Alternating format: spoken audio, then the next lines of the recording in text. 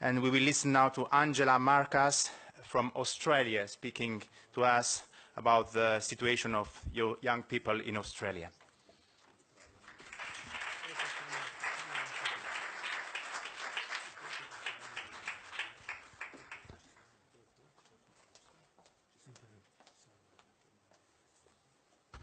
Hello. Hi. Can you believe this is real? I can't believe it. I shook his hand before. Holy Father. My name is Angela Markus, and I feel very humbled to be representing Australia here in Rome. With all of my heart, I would like to thank Pope Francis for this invitation and everyone who made this happen. This event in itself stands strong in its message to youth all across the world. And my only hope is that we give it all we can. I would like to begin by sharing with you a little about the region of Oceania. There are several delegates here from our region, and I know together we will all share the diversity of our lifestyles and the issues we all encounter, but also our common faith. Australia's population is 23 million people, and 23% are Catholics. New Zealand's population is near 5 million, and only 12% are Catholic.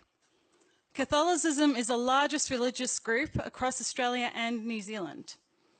However, both countries are also seeing a large percentage who identify themselves with no religion, about 30% in Australia and 40% in New Zealand.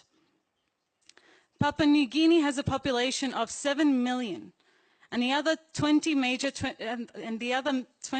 Pacific islands amount to 3 million in total. In Papua New Guinea, 95% of the residents are Christian, majority is Protestant, combining traditional indigenous beliefs with Christian practices. The Pacific Islands are consistent with these themes as Christianity remains a dominant faith. In Australia, 20% of the population are aged between 16 and 30 years. I believe this is a similar percentage in New Zealand, but young people make a greater percentage of the population in Papua New Guinea and the Pacific Islands. The majority of the dioceses across Oceania are defined geographically. However, 5 dioceses in Australia, and some spreading to New Zealand, are Eastern non-geographical dioceses, including the Chaldean Rite, which I am part of. The Chaldean Church originates from Iraq, so the majority of our community members are immigrants and refugees. Both of my parents were born in Iraq, and I was born in Australia. Their stories are a big part of who I am today and how I encounter the world. Let me just say that I am one person from Australia, and I can only really talk from my experiences and what I feel is important for the young people from where I come from.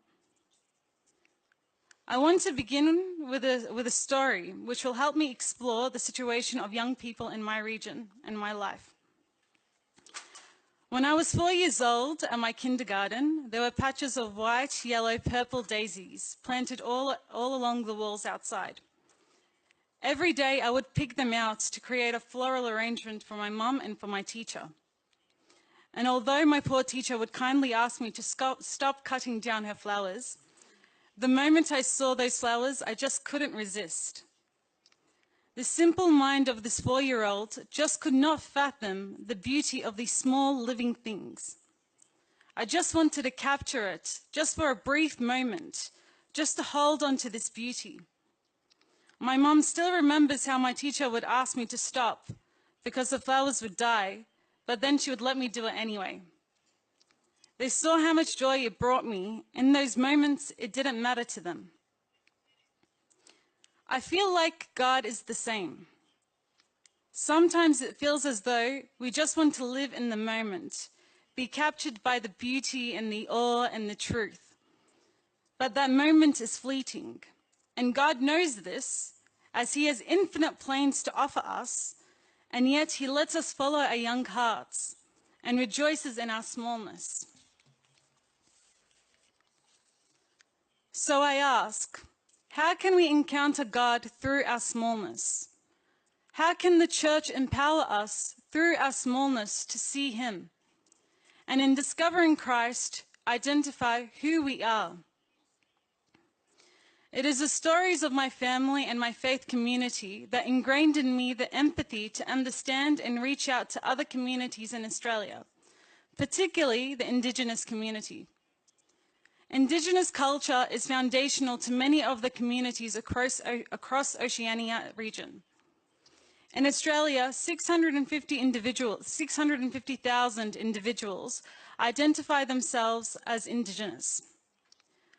New Zealand's Maori Indigenous people constitute for about 15% of the total population, whilst Papua New Guinea alone has the highest population of Indigenous cultures with over 700 communities and 5 million people.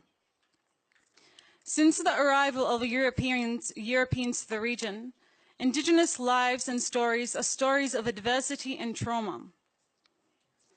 In Australia, New Zealand, and all countries, we need to acknowledge and rectify the deep mistakes of the past and the present in order for Indigenous cultures to feel their worth as a key part of the nation's history, present and future. But not enough is being done. We need to delve deeper. When I meet young Indigenous students on camps, no matter how different their backgrounds and lifestyles may be, there is one particular theme that seems prevalent in every individual's story. Who am I? And who am I meant to be? These are not questions that are alien to youth, the marginalized, or all people, but they are amplified in communities that have experienced a deep sense of loss and pain. As a society and as a church, we must ask, how can we empower young people, particularly those who are hurt and marginalized, to discover their identity amongst our shared history? We are children of hope. Our church is built on our hope.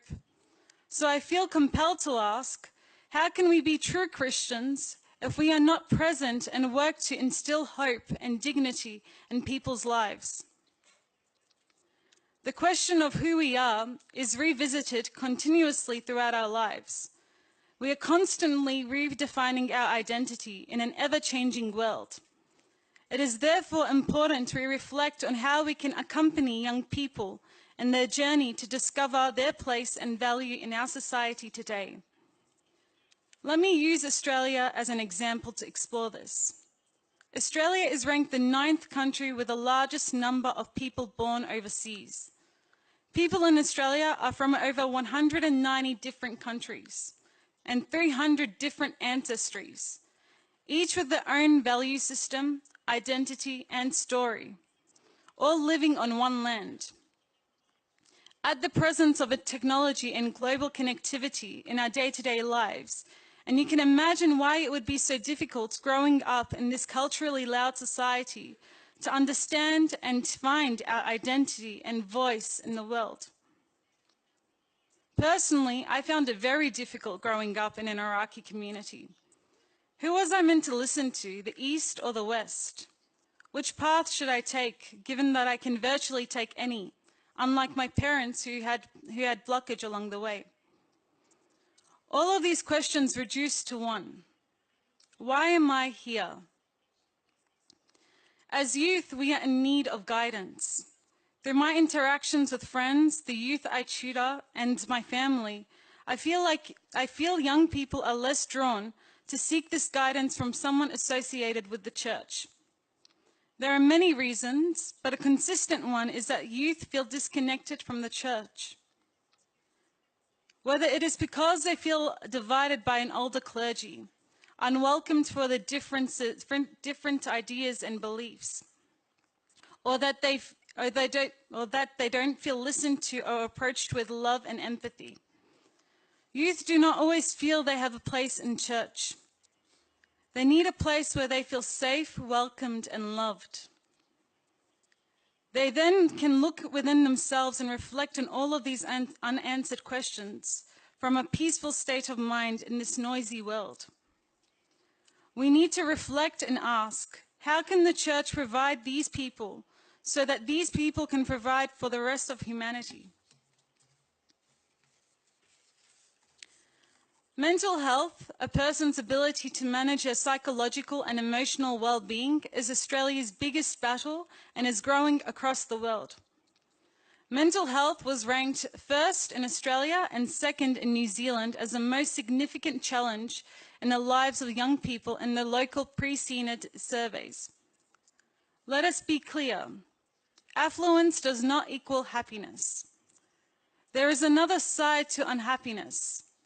When you have everything but nothing at all. When people begin to feel a real sense of not having value in their life, everything diminishes before them. Can you force someone to be happy when they are not? Can you force someone to see value in their life when they cannot? It is unfortunate that the World Health Organization reports that suicide is a leading cause of death for people aged between 15 and 44. We are witnesses of the resurrection. Our church needs to be a safe and loving home for all to be called by name. We need to be able to listen to the thoughts and views of youth and ask how they feel. Who do they think they are? And who do they think God calls them to be?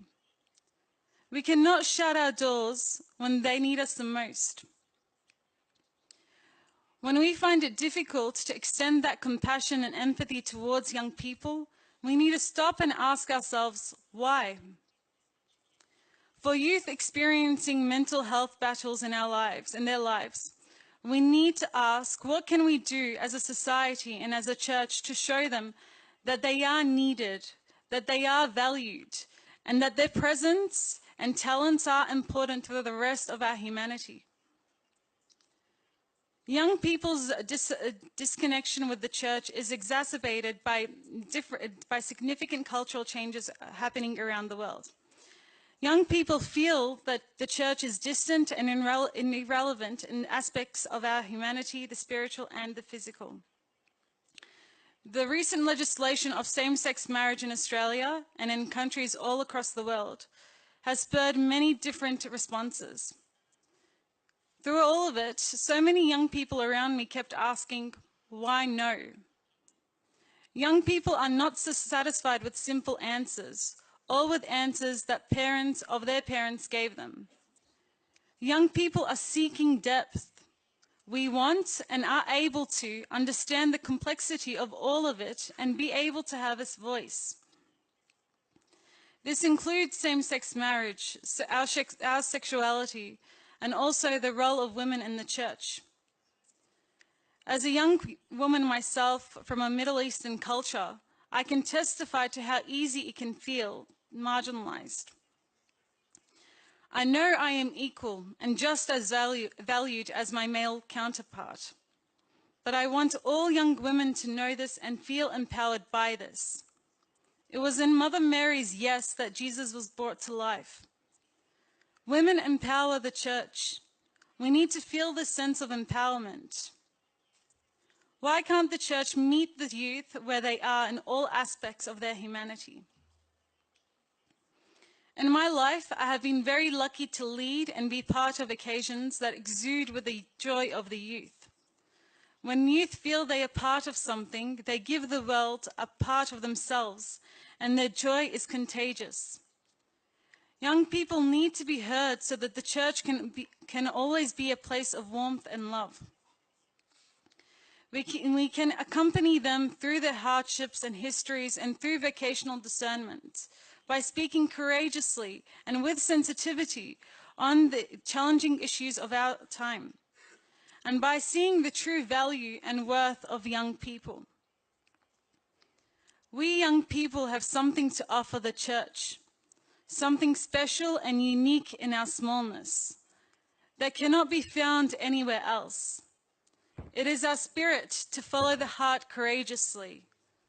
It seeks the light and doesn't dare to look back. It is the spirit and grace to pluck the flowers planted all along the walls outside our classrooms and to cling unto beauty, goodness, and truth. This is the spirit of who we are as young people, the spirit of our smallness, our courage, and our desire to give of ourselves abundantly, just as He does for us. This is our identity. God loves you immensely. God loves you immensely. Thank you for the opportunity to speak to you today, and thank you for your time.